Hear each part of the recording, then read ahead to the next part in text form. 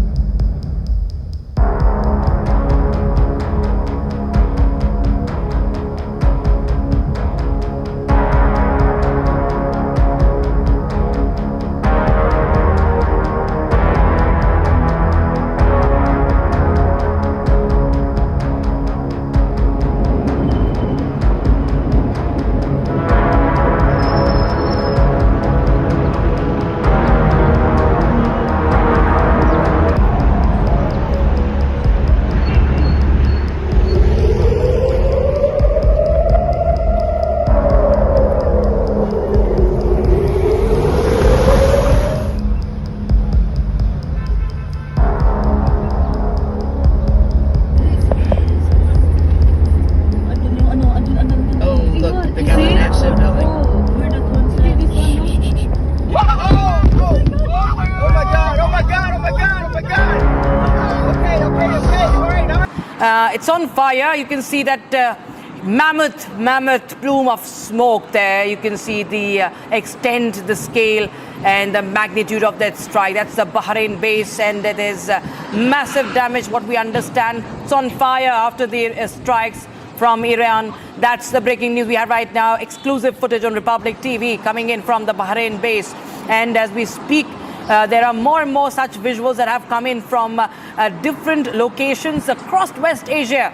The damage that has been inflicted by the Iranian missiles. So that's clearly we can see. We are also getting in more guests. Okay, we have a guest from Istanbul, Helin Sari. Helin Sari is joining us. He's an associate professor, international relations, Istanbul Medeniyet University. All right, Helen, how do you see this? What's really happening right now, ma'am? This is a situation that is going to get even more grave now. Iran now is saying that there are no...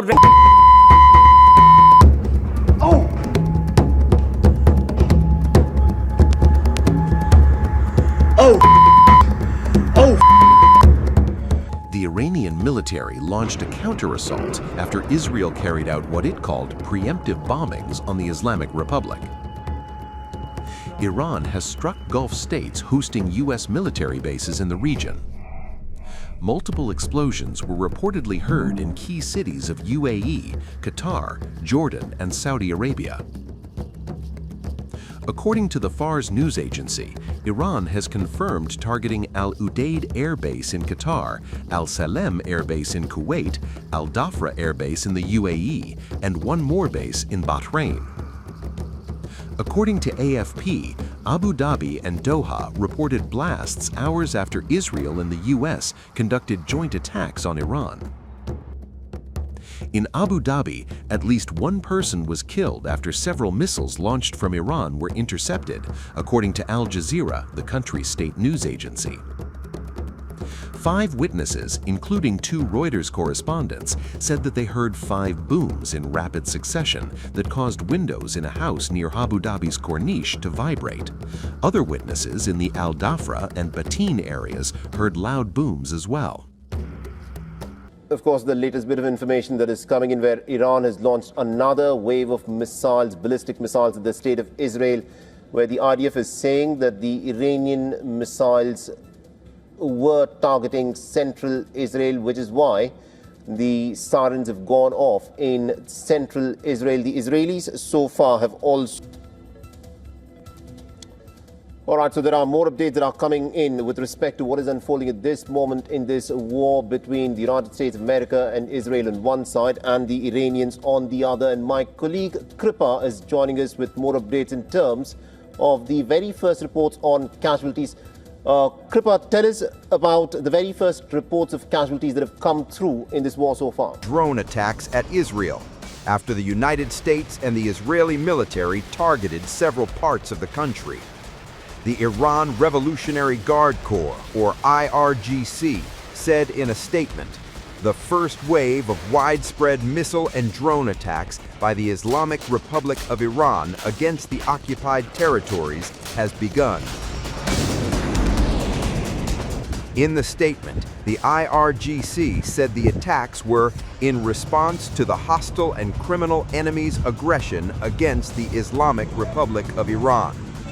Earlier, Iran's Supreme National Security Council confirmed its armed forces had commenced a decisive response to these hostile acts. The Iranian authorities warned the citizens to travel to areas not included in the zones being targeted, and said the government had made prior arrangements to ensure the supply of basic necessities. Iranian TV released footage on Saturday showing destruction in Tehran following U.S.-Israel attacks on the Iranian capital, Tehran. The footage shows a crater, plumes of smoke, and the debris of buildings caused by the attacks. Sirens rang out across Jerusalem and other parts of Israel as the country remains on high alert after carrying out strikes on Iran. Explosions were also heard as the country worked to intercept incoming Iranian missiles. Combat operation against Iran alongside Israel. President Trump said this was an attempt effectively to topple the Iranian regime, which he said had soaked the earth in blood and guts. There have been reports of multiple strikes across Iran, but particularly in Tehran, hitting government ministries. We understand Ayatollah Khamenei's residence in the capital has been hit, the Ministry of Intelligence, and also an office of Iran's nuclear atomic agency. Iran has immediately struck back, both faster and more broadly than last year in the wake of the US Midnight Hammer. Midnight Hammer was a joint US and Israeli operation to try and destroy Iran's nuclear weapons program. This operation, codenamed Epic Fury by the United States, much bigger. Iran's response also much bigger. There have been explosions reported over Jerusalem as Iran fires missiles at Israel, and just coming in, reports of explosions in Bahrain, reportedly targeting a US naval base home to the US Fifth Fleet. But that is of particular concern to the United Kingdom because the Royal Navy shares that facility or has an adjacent naval facility. There are no reports yet of any casualties. The British government has confirmed that it was not involved in the strikes this morning and said that the forward basing of military assets both to Qatar and to Cyprus were for defensive purposes only. Prime Minister Keir Starmer is due to hold an emergency Cobra meeting this afternoon, but the British government said it hopes that this conflict will not escalate further. It said its first concern was for British nationals who may be endangered by this unfolding conflict, but stressed that the UK was not involved. Reports out of Israel, though, suggesting that this planning was conducted in utmost secrecy. Indeed, Israeli officials trying to go about their normal business almost right up until the point that Soon, I'm sure, but bring us up to date on the latest. Yeah, here in body, if not in mind. I think you're looking behind me, obviously, at the images over Tel Aviv. At the moment, we have a lull in activity, although there were reports from the Iranian military that they have launched a wave of drones towards Israel. With drones, though, they fly much slower. The journey time can be measured in many, many minutes, actually in hours, before they will get anywhere near Israeli airspace. They're likely to be shot down, many of them, but you know, with drones, they fire off a very significant volley of drones, which means that some can get through.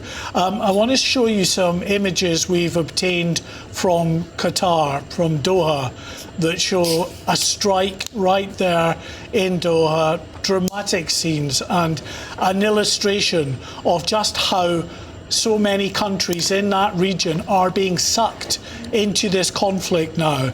You have Qatar there suffering from airstrikes from Iran, missile strikes. Also in the United Arab Emirates, Abu Dhabi and Dubai, with the most, again, amazing images of actual interceptions taking place in the skies, the daylight skies over Dubai, with a camera that then tilts down to show some people. Is the director of Council for Arab-British Understanding and the current lead spokesperson for the Council. He's now joining us live from London. Mr. Chris Doyle, we have been talking about this phase, we have been talking about this war, as President Trump calls it, for a long time now. Now it has happened. What do we have to look out for in the coming days?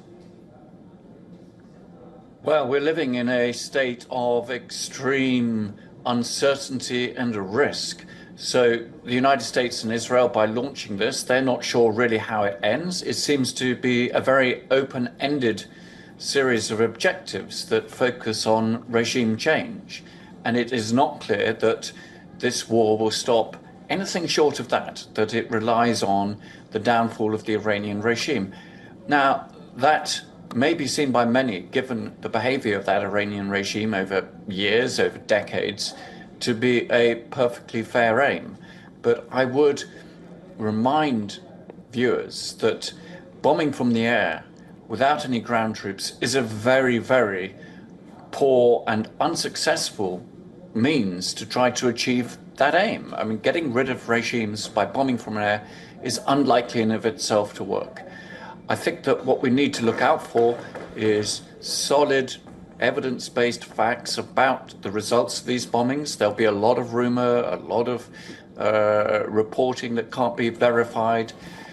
There will be attempts to decapitate senior Iranian leaders, but that will also be very difficult to prove as to whether it's happened.